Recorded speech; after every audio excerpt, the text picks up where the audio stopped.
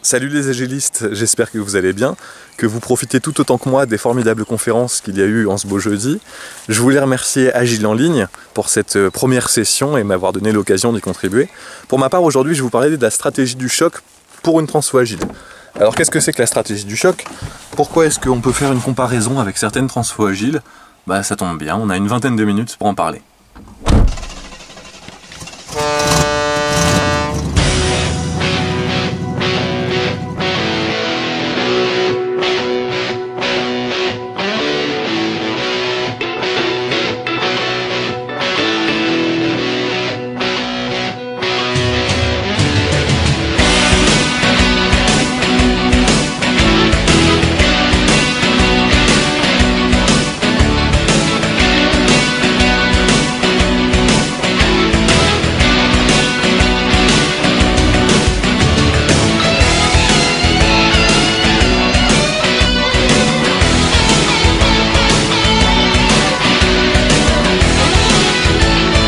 Bonjour à tous, dans ce temps pluvieux et ce contexte un petit peu particulier, aujourd'hui moi je voulais vous parler de la stratégie du choc. Alors petit disclaimer, la stratégie du choc c'est quelque chose qui a été théorisé et formalisé en 2007 par Naomi Klein. Vous trouverez dans la description en bas de la vidéo finalement l'accès à son livre pour l'acheter et le télécharger. Cette vidéo va avoir du coup lieu en deux parties, elle va être divisée en deux parties. Une première partie sur finalement qu'est-ce que c'est que la stratégie du choc, et une deuxième partie sur et dans une transformation agile, à quoi est-ce qu'il faut faire attention. Voilà, je vous laisse, bonne vidéo. Pour ceux qui ne me connaissent pas, je suis un agiliste passionné, je m'appelle Robin. Pendant longtemps, je me suis décrit comme étant organisateur de la désobéissance sérieuse en entreprise. Alors parce que je voulais simplement que les gens se posent de bonnes questions et finalement essayer d'aller vers le mieux. Mais ça c'était avant, parce que depuis quelques temps j'ai perdu foi en ça. À un moment je voulais changer le monde, après je voulais changer des organisations, puis changer des équipes, puis changer des personnes, et maintenant j'ai plus aucune conviction. Pourquoi je vous raconte ça? C'est parce qu'en parlant de la stratégie du choc, je vais aborder des faits qui parfois sont un petit peu durs, de la vie et du monde, et je vais essayer d'avoir le regard le plus neutre possible en abordant que des faits. Alors cette histoire, elle commence dans les années 50, plus précisément en 1951. Vous le savez sans doute, mais les années 50, c'est le début de la psychologie cognitive. Les médecins commencent à s'intéresser à cette époque, finalement, au fonctionnement du cerveau humain. En particulier, ils s'intéressent à ce qu'on appelle l'état de choc. Pourquoi est-ce qu'ils s'intéressent à l'état de choc? C'est parce que post-Seconde Guerre mondiale, donc en 1950, on est un petit peu dans la phase de débrief de la Seconde Guerre mondiale, et on se rend compte que les dirigeants mondiaux ont été très longs à réagir face à Hitler parce qu'ils étaient en état de choc. Et qu'en état de choc, on est un petit peu submergé par nos émotions, et qu'en étant submergé par nos émotions, on a beaucoup de mal à prendre des décisions. Dans ce contexte, je vous présente le professeur Donald Hebb. Donald Hebb est un neurobiologiste qui est considéré comme étant l'un des pères de l'intelligence artificielle. Et il a une théorie, c'est que finalement, dans un processus d'apprentissage, des neurones qui s'excitent ensemble se lient ensemble. Et lui, il aimerait vérifier s'il est possible de désapprendre. Alors dans l'intelligence artificielle, on comprend que c'est désapprendre pour aller vers le mieux. Et finalement, en médecine plus traditionnelle, à l'époque, on considérait qu'on pouvait peut-être guérir une dépression ou des acouphènes ou des choses où il y avait un dysfonctionnement des neurones, juste en les déliant. Pour ça, il a participé à un programme de recherche sur la privation sensorielle. Et c'est là où ça commence à devenir intéressant. Intéressant, je ne sais pas, mais il arrête finalement de participer à ce programme de recherche parce qu'il dit que priver de sens les individus, ils se rendent compte que c'est développer une arme trop vicieuse. Pourquoi? Parce qu'en privant de sens quelqu'un, justement, il va rentrer en état de choc et perdre tous ses repères de manière durable. Et finalement, c'est là que les choses se compliquent. Parce que la CIA reprend les travaux de Hebb et les pousse plus loin. Ils obligent des patients à suivre finalement ce programme de privation sensorielle, parce que pour eux l'objectif est double. Numéro 1, c'est que on sait que la CIA développe des techniques d'interrogatoire et qu'ils veulent développer des techniques d'interrogatoire efficaces et de leurs mots sans haine ni violence. Et de deux, c'est que on sait que la privation sensorielle fait entrer les individus dans un état de choc et que dans un état de choc, on perd ses repères et on perd aussi de manière durable sa capacité de réflexion et sa capacité critique. L'intérêt pour eux, c'est de pouvoir par exemple réécrire un agent double ou réécrire un espion. Et maintenant, je vous présente Milton Friedman. Friedman, c'est un homme qui est convaincu d'une chose, c'est que finalement, il y a une seule manière d'atteindre une réelle démocratie, c'est la libéralisation complète de l'économie. J'entends par là, par exemple, une déréglementation totale du contrôle des prix, une privatisation de la sécurité sociale, une décentralisation des décisions étatiques, bref, ce genre de choses. Et pour tester cette hypothèse, il a besoin d'attester à l'échelle d'un pays dans lequel il mettrait en place des mesures ultralibérales. Par chance ou malchance, je vous laisse libre de vous faire votre avis, Friedman c'est un grand pote de Nixon, qui est alors vice-président des États-Unis. Et il va promettre à Nixon une chose, il va lui dire voilà, regarde, il y a des pays en Amérique du Sud, je vous rappelle qu'on est en pleine guerre froide, donc il y a des pays en Amérique du Sud qui sont en train de tomber, on va dire, sous influence communiste, ou en tout cas qui sont plus sous influence nord-américaine. Et moi, je pense qu'en mettant en place dans ces pays une économie ultra-libérale, ça va nous permettre d'obtenir deux choses. Grand 1, c'est que ça va devenir des partenaires forts pour les États-Unis, et comme ils sont juste à côté, ça va nous permettre de nous enrichir nous-mêmes. Et grand 2, on va pouvoir asseoir finalement notre influence de manière durable sur ces pays. Et nous voilà rendus dans les années 70 au Chili. Salvador Allende vient d'être élu président malgré la pression américaine. C'est un président à tendance plutôt socialiste qui mène une politique de nationalisation de secteurs clés comme la santé ou l'agriculture. Pour tester son hypothèse, Friedman incite Nixon, via la CIA, à financer un putsch politique pour finalement mettre Auguste Pinochet au pouvoir. Et ensuite, Friedman va influencer Pinochet pour qu'il mette des mesures ultra-libérales en place au Chili afin d'atteindre la vraie démocratie. Le problème, c'est qu'en mettant ces mesures ultra-libérales en place, il va falloir demander au peuple chilien de renoncer à ses acquis, par exemple à la sécurité sociale. Et pour renoncer à ses acquis, bien sûr, il y a une résistance. Ce qui va faire que Pinochet va passer dans un espèce de mode dictatorial que vous connaissez, et il va finalement, pour mettre en place ces mesures ultralibérales, user de violences abjectes que je vous laisserai chercher par vous-même. Bon, je vais vous la faire courte. Pinochet utilise des moyens extrêmement violents, finalement, pour mettre en place la politique ultralibérale au Chili. Le problème est double, parce que je vous rappelle qu'on voulait atteindre, grâce à cette politique ultralibérale, une réelle démocratie, et on est plus dans une dictature. Et ensuite, ces politiques ultralibérales, c'était pour atteindre la richesse pour tous, et ça a provoqué finalement ce qui a été la pire récession de l'histoire du Chili. Alors il y a une deuxième expérience qui a été menée, quasiment similaire, en Argentine, quelques années plus tard, et finalement on est arrivé au même résultat.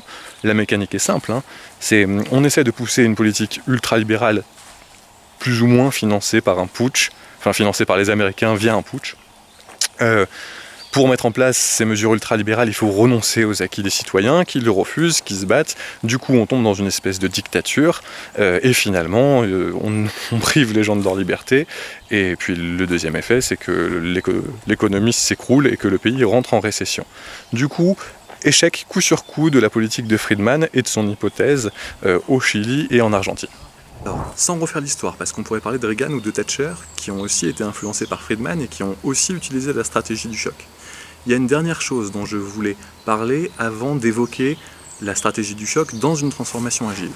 C'est que finalement, et je vous ai mis quelques exemples, Pinochet, qui se bat contre le marxisme, Bush, qui se bat contre la terreur, et puis sans le mettre au même niveau, mais Macron, qui se bat contre le Covid, ils utilisent tous finalement un ennemi, mais un ennemi qui n'a pas de stratégie propre, un ennemi qui peut revenir tout le temps, un ennemi qui finalement va faire perdurer dans le temps l'état de choc dans la population et qui va permettre à ces différents hommes politiques de demander à une population de renoncer à ses acquis pour se battre encore une fois contre cet ennemi.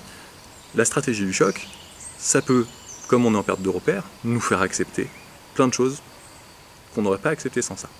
Vous devez vous demander pourquoi est-ce que moi je vous bassine avec ça pendant 10 minutes. Et comment la stratégie du choc peut être d'une manière ou d'une autre rattachée à l'agilité. La réponse est assez simple. En fait, il y a de très nombreuses manières de tomber en état de choc dans le milieu pro.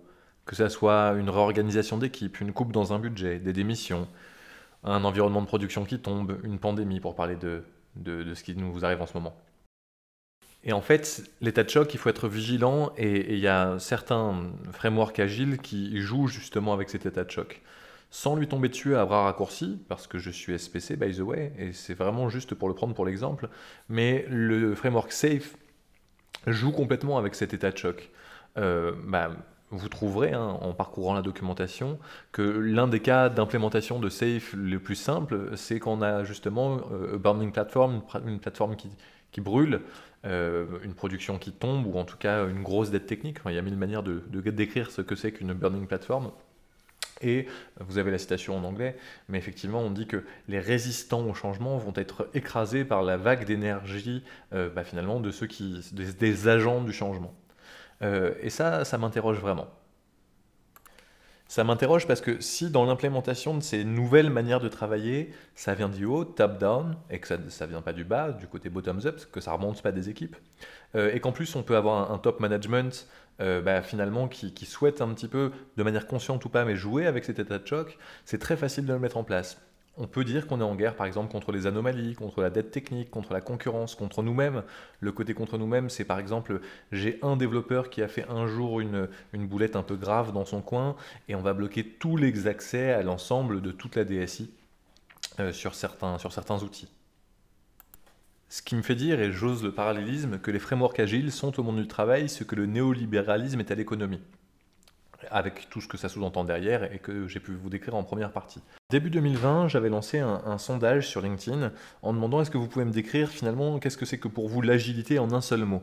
Et j'avais eu énormément de réponses, environ 500, avec des mots comme itératif, visibilité, bien sûr le mot valeur qui est revenu très souvent, centré utilisateur, réactivité, mindset, leadership. Enfin, je vous laisse les découvrir.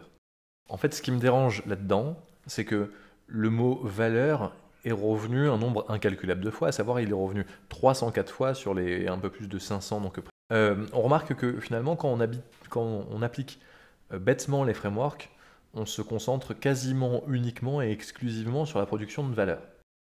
Alors, qu'est-ce que c'est maintenant clairement que la valeur? Denis Migeot avait écrit un très bon article que je vous mettrai le lien dans la description, où il décrit finalement, il dit qu'il peut y avoir de la valeur commerciale, de la valeur client, de la valeur de l'efficience, de la valeur future, de la valeur marché. Enfin, on peut vraiment décliner et avoir beaucoup de valeur, mais c'est souvent de la valeur, c'est centré autour du produit. C'est très peu souvent centré autour des personnes, des équipes et des individus qui créent ce produit-là. Et la recherche absolue de la valeur, la recherche de la valeur à tout prix, finalement, je pense, peut être préjudiciable pour toute une organisation. Parce que se focaliser trop ou uniquement sur la valeur se fait forcément au détriment des équipes de production, celles qui font vivre la boîte finalement, et c'est quelque chose qu'il est important de souligner. Que faire face à un état de choc d'organisation ou d'équipe, et finalement comment entrer en état de grâce? Je vais prendre un exemple très concret. En fait, on va parler justement du Covid-19 qui, d'une certaine manière, a fait entrer une bonne partie des organisations que vous connaissez en état de choc. Pour moi, presque l'unique chose, c'est focalisez-vous sur le bien-être de vos collaborateurs avant d'autres choses. Quand j'ai commencé l'agilité, justement, j'aimais beaucoup les techniques, les frameworks, les méthodes, tout ce qui gravite autour, sans forcément m'intéresser à l'humain.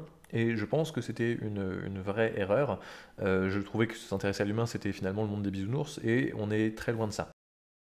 Et comme je le disais, se focaliser sur la production de valeur se fait forcément au détriment de l'envie, de la motivation, du plaisir, et finalement sur le long terme, des collaborateurs, et sur le long terme, c'est vraiment, je pense, une stratégie perdante. Il ne faut jamais rogner les acquis finalement des individus ou des membres d'une équipe.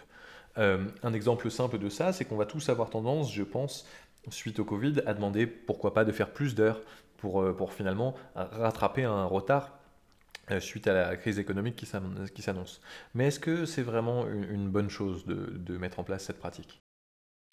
Un autre exemple, c'est on parle souvent dans l'agilité, ou en tout cas dans Scrum, on dit même que c'est l'un de ses piliers, de la transparence. Finalement, la transparence étant l'une des voies vers la confiance.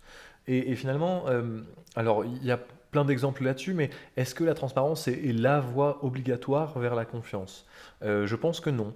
Alors, il peut y avoir un biais de conformité dans cet exemple, mais quand on va voir un médecin et qu'il nous prescrit un médicament et qu'on le prend, finalement, on lui fait confiance. On ne cherche pas à savoir quel est exactement quel est le principe actif qu'il y a dans un médicament. Un autre exemple un peu moins biaisé. Quand on va voir un boucher et qu'on lui achète de la viande et qu'on va la consommer, on lui demande pas forcément d'où est-ce qu'elle vient, quel est son âge, etc. On lui demande pas forcément de l'afficher, ça, et on va quand même la manger. Et du coup, s'il devait y avoir, on va dire, deux messages à cette petite intervention sur la stratégie du choc, c'est soyez finalement vigilants à chacune de vos actions, aux impacts qu'elles peuvent avoir sur une équipe ou sur les personnes qui vous entourent, et ne vous focalisez pas sur l'agilité comme un ensemble de frameworks, ça va bien au-delà de ça, et ça serait très réducteur et vraiment dommageable de ne considérer que les frameworks et les patterns qui peuvent constituer l'agilité. Voilà, j'espère que ce nouveau format de vidéo vous a plu. Le film de Naomi Klein sur la stratégie du choc, enfin, en tout cas inspiré de son livre, ce n'est pas un film qui vient d'elle, est accessible sur YouTube, vous pouvez le trouver. Et son livre, je vous mets le lien dans la description, vous pouvez aussi l'acheter et le télécharger. Je vous dis à bientôt.